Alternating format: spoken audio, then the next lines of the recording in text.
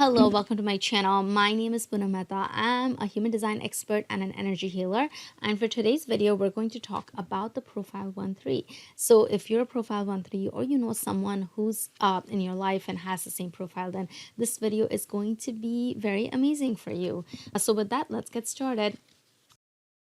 Okay, so what is a profile within human design? Your profile is going to be the number that you see on your body graph, which is when you look at the text part of your body graph, it's going to be the number that either says 1/3, 6/2, something along those lines. This is a video for 1-3, which is why it's a 1-3 profile, which is going to be 1/3 investigator/martyr. That's what your profile is. And there's different ways through which you can tell what your profile is just by looking at the body graph. But we're not going to go into all of that. This video is going to be more high level, more just going into what tendencies you have and what exactly how the world sees you. That's what profiles are, how exactly the world sees you, how you see yourself. And you'll notice that as you go about your life, these are the different themes that are going to come up in your life, and it's just something that you can expect for yourself. Your profile will really help you determine what kind of a life you will encounter in this lifetime. So that's what's very interesting about profile.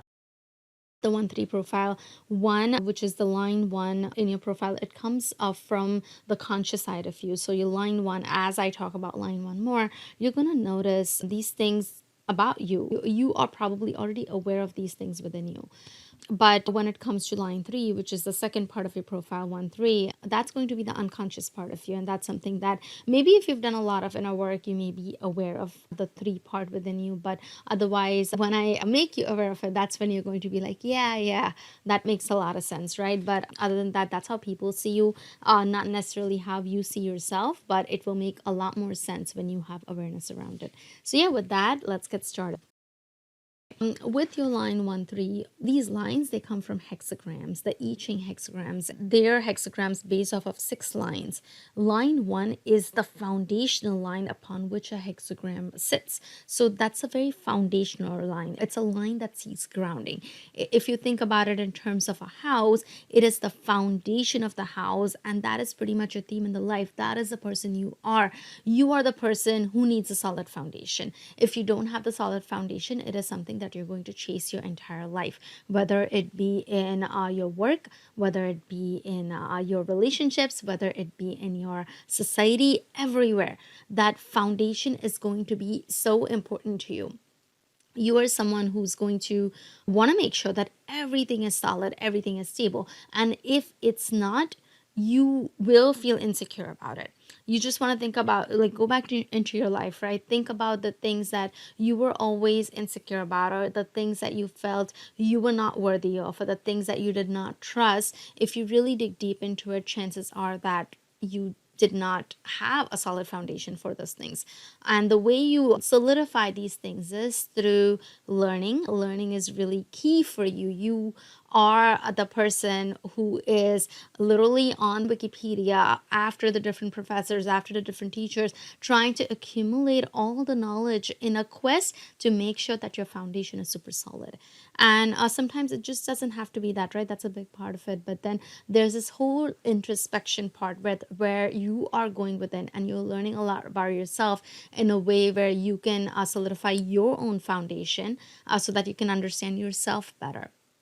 There's also the part where you're trying to understand other people, and there's that deep study of that. And there'll be times when you don't feel secure in a lot of aspects of your relationship with other people if you feel like that foundation is missing. 1-3s, they have this BS meter where they can tell, they have this intuitive awareness, and they can tell when something's not stable and something's not solid. So especially when it comes to personal things, when it comes to your personal life, in your relationships, you are the person who will easily be able to smell BS, and you can easily tell when something is not right with the other person or something's not right with the relationship. And therefore relationships tend to be a little bit hard for you. It's hard for you to trust people because you know what you know. And unfortunately, until you really work towards developing that foundation, it's going to be very hard for you to sustain that relationship. So that is the line 1 aspect of you. The line 3 side of you is that of a martyr. Now, a martyr, really that word comes from you are going in through trial and errors. You are an experiential learner in that you learn through experiences. You have to fall, and then through the falls, then you rise, and now you have created a new experience, and you seek the next big thing in life, and the next big thing in life, and the next big thing in life. And unfortunately for you, it is not a straightforward path. You will notice a lot of challenges because you are required to jump through the hoops. You're required, from a collective perspective, you're in a way required to do the work for the rest of us by going on a quest to find the next best thing. And in trying to find the next best thing, you're going to fall, and then you're going to come out of it, and then you're going to say, wait, no, that was not the best way, but I do know what's a better way now. And that's something you not only do for yourself, but you do it for the collective, and that what makes you the martyr. With line 3s, there can be this inherent pessimism where you feel like life is very hard because you have to struggle through it. And why is it that I always have to go through all these crazy scenarios? And that's the thing over here, right? For you, line 3 is a very mutative line until there's an inherent melancholy when it comes to line 3s. And this is just a part of the creative process where until you go through that low, you will not be able to emerge out of it higher. You kind of have to go down into the ashes for you to just come out rising up like a phoenix and pretty much doing the work for the rest of the collective. So with line 3s, there is this inherent melancholy and there's this depression, but it is something that's essential. I'm someone who has, through my circuitry, I have a lot of melancholy in my chart. And the interesting thing with this melancholy aspect is that it feels there's times where you're just going to feel depressed and you're going to feel melancholic as if nothing makes sense. And why is it that life is this way? Why is it that things of these nature happen to me all the time? But if you just stick through that without holding on to the pessimism that rigidly, if you just let it go through, either listening to music or doing something that makes you happy, you will notice that when you let that pass, you're going to come out on the other side with this whole new creative insight and this whole new creative impulse. And it's trials and errors, but errors do not mean you have to fall down. It means you get to rise up, and you're actually required to rise up. You're not, if you are just staying stuck, you're living off out of the shadow side of your line 3, and you don't want to do that, right? We do want to learn out of it. You are meant to be an experiential learner, and you're meant to bring that out for the rest of the collective. Now know that this line 3 for you is going to be this unconscious part of you, right? So you may not be aware of it, but now as I'm saying it, it probably makes sense to you as to why your life has been the way it is. It's because you were designed to be that way. You have a personal destiny when it comes to fulfilling your personal destiny here on earth. One of the things to keep in mind for line 1-3s is that you tend to be very open in terms of how you absorb things. You're very open. You like taking in all these different inputs of knowledge and so on to make sure that you're building a very solid foundation and that you have everything anyone can need in order to be an expert. But the more knowledge you accumulate, the solider the foundation gets. And there'll be a point where you get to a foundational place where you say, yeah, this is it. I'm good now. I know what my foundation is. And the first hint to know that you have reached that solid foundation is that you start becoming less open. And you start realizing that you have everything that you need now in order to have that solid foundation. And now you're not going to be as flexible. You're not going to be as open to taking the inputs from the rest of the people. And that's where you become the expert of the field and you are the authoritarian in the field.